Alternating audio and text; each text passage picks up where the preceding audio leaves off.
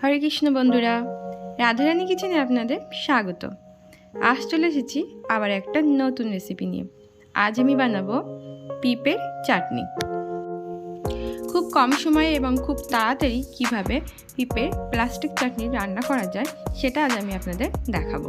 তবে চলুন বন্ধুরা, শুরু করা যাক আজকের রেসিপি। এখানে আমি 2 ফালি পিঁপে নিয়ে নিয়েছি। এই পিঁপেটা খুব ভালো করে ধুয়ে নিয়েছি। এবার পিঁপেটা আমি কুড়ে নেব। এই যে পিঁপেটা আমি কুড়ে নিয়েছি।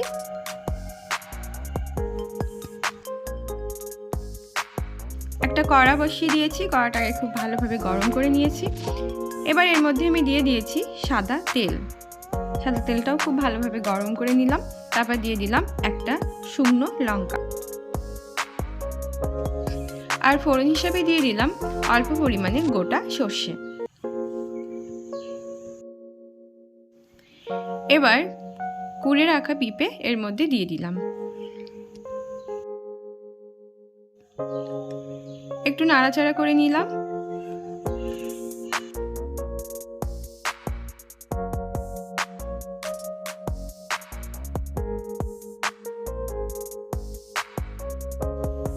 পিঁপেটা আমি 3 থেকে 4 মিনিট একটু নাড়াচাড়া করে রান্না করে নেব।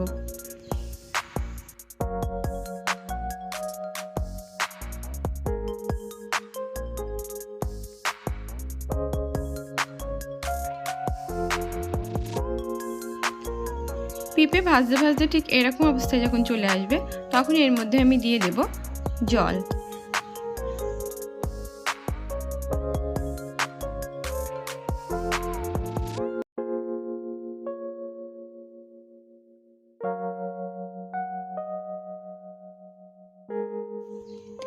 এবার দিয়ে দিলাম পরিমাণ মতো লবণ।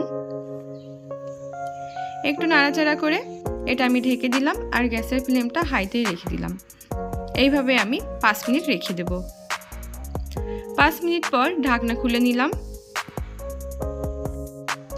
এবার এর মধ্যে দিয়ে দিলাম কাজু আর কিশমিশ।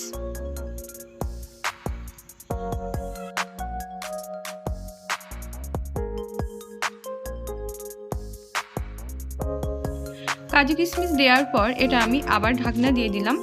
এইভাবে আমি 1-2 মিনিট রেখে দেব। 1-2 মিনিট পর ঢাকনাটা খুলে নিলাম।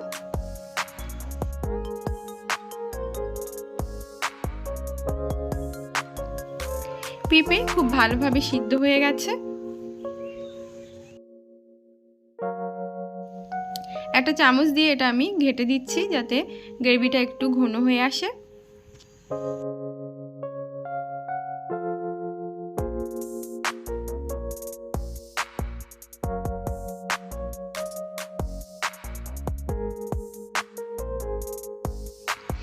এবার দিয়ে দিচ্ছি চিনি। তবে আপনারা যে যেমন মিষ্টি পছন্দ করেন ঠিক সেই পরিমাণে আপনারা মিষ্টি এখানে ব্যবহার করবেন।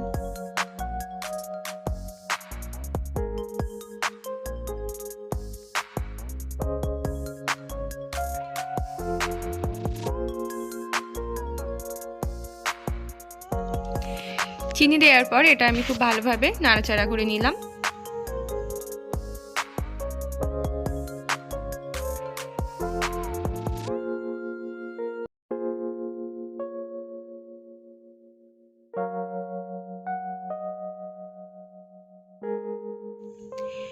এবার আমি এর মধ্যে দিয়ে দিচ্ছি একটা বড় সাইজের পাতিলেবুর রস।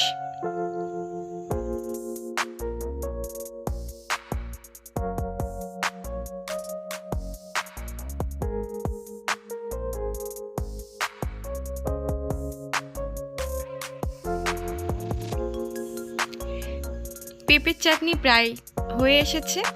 এবার এটা আমি নামিয়ে দেব।